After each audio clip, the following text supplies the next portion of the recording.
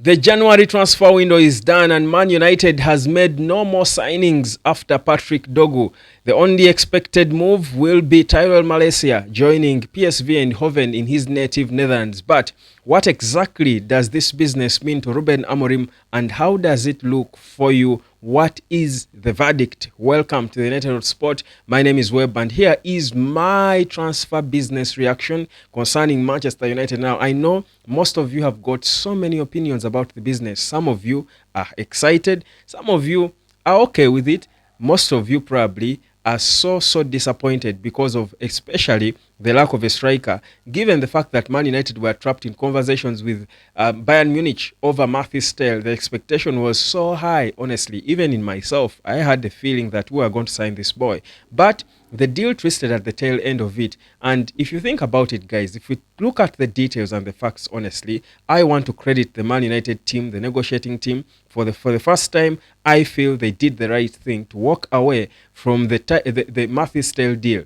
Because, listen, you don't tell me you pay £5 million for 6 months to get a 19-year-old kid who is not world class, who is not proven, a boy who you're not guaranteed is going to score goals. That's one. But also, to what end? Even if we are going to score goals, you pay £5 million in the status Man United is in terms of financials. You pay £5 million to get Mathis Tel for 6 months, and then to what end? Is he going to win you the Premier League title? Is his goals going to put you in the Champions League? What will his goals deliver in the event that they will even be there?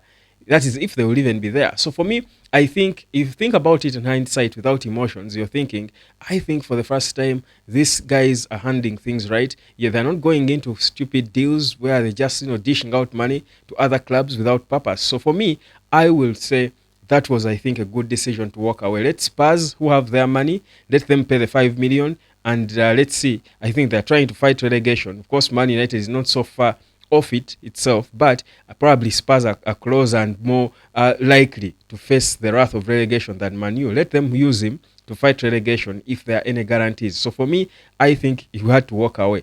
It was a smart decision made.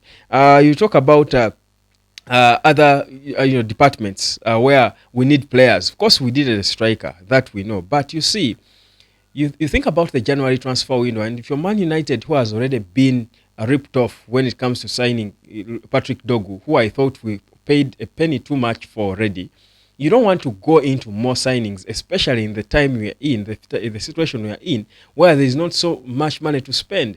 And if you're trying to correct the past wrongs, you've got to take certain big decisions. So for me, I think about it and I'm saying, the win, and this is why I'm going to rate our transfer business at 5 out of 10 average, or slightly above 5.5 in fact out of 10, because first of all, the win for me is the fact that we are negotiating proper deals. The Patrick Dogu deal, I gave you the details of the deal and how much he's going to be earning and what have you, whereas we perhaps paid a penny more for him. We could have got him for cheaper probably if it was in the summer. I think for me, the wages and the whole deal were okay. They were amazing for a club like Man United. That for me is a big score. Secondly, we are getting players from Arsenal, our rivals, young players they want to turn down to contracts, are leaving them to join Man United. For me, Aiden Heaven, people look at him as a small young player who is not a marquee signing, but trust you me, that was a snatch. He's a boy who's going into the senior team. Arsenal built this kid. They had a plan for him. For us to get him when he's ripe and ready is a snatch. So for me, I think that was good business made. You talk about Garnacho, the departures.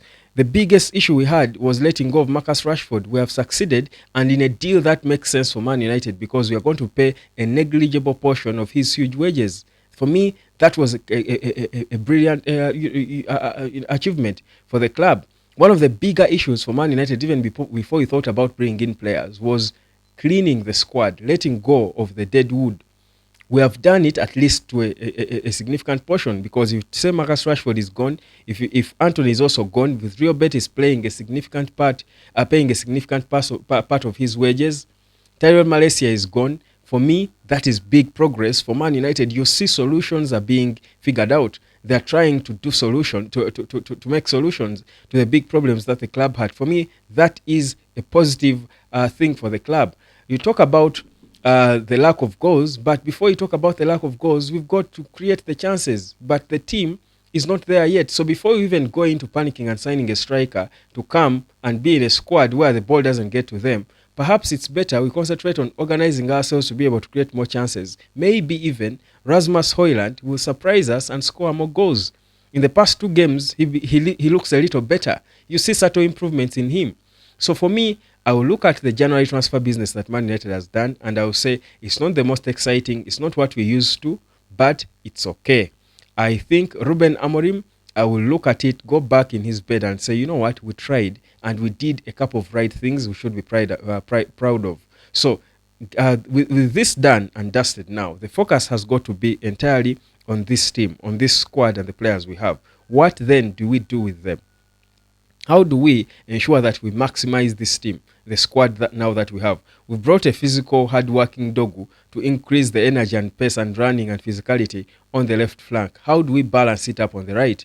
How do we support him behind? Because there is no Alessandro Martinez for the rest of the season. Is it an opportunity to step up a young kid and take him into the senior team? Now, these are the things we need to be focusing on. And I will tell you, Amorim must be excited low-key, because this is an opportunity for Ruben Amorim to show us what he can do with the so many young players, talented young players he has got at his disposal. There is not so much money you've spent in terms of new players, so there is no one who's going to expect you to win every game, but we need to see you make decisions that show the progress that we are hoping to see fully next season after you've had a preseason. So this is, for me, a divine opportunity for us to see Amorim and for himself also to make the bold decisions, make the bold moves and try to change things around without really looking at easy things coming from, big signings, but rather being a head coach, teach these players how to play football like he has already proved that he can already. We are seeing changes and improvements in this team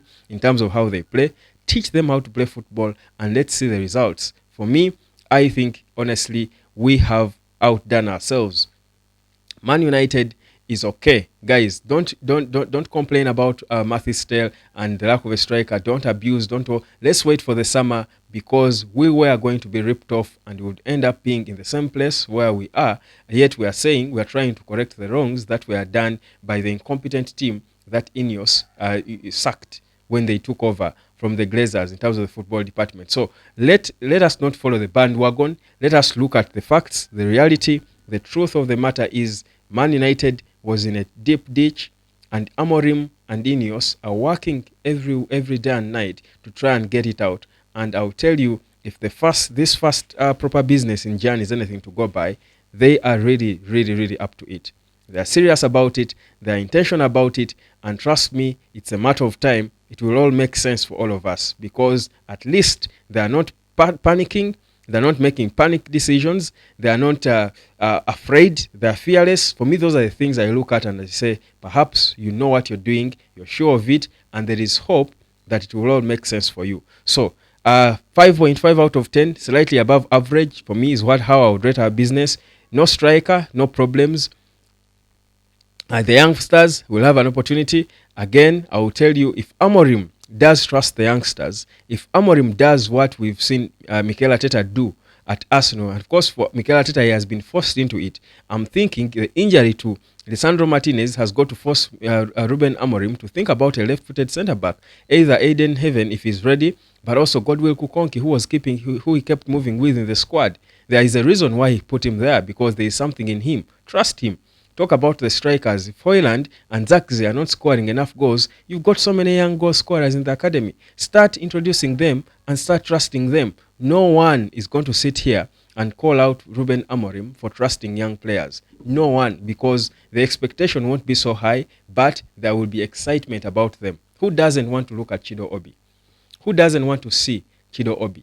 All of us want to see him in the senior team. Well, and we know it is not a given that he will perform, but you just want to see him. That excitement is what Man United fans are hoping to see now going forward, given that there are not so many marquee signings that have been made.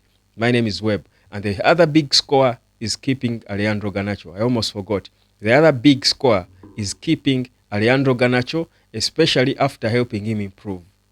For me, there is a lot to be proud about this Man United transfer business. Let's get back into the battles as we finalize what has been arguably the toughest season in the long history of Man United. Cheers.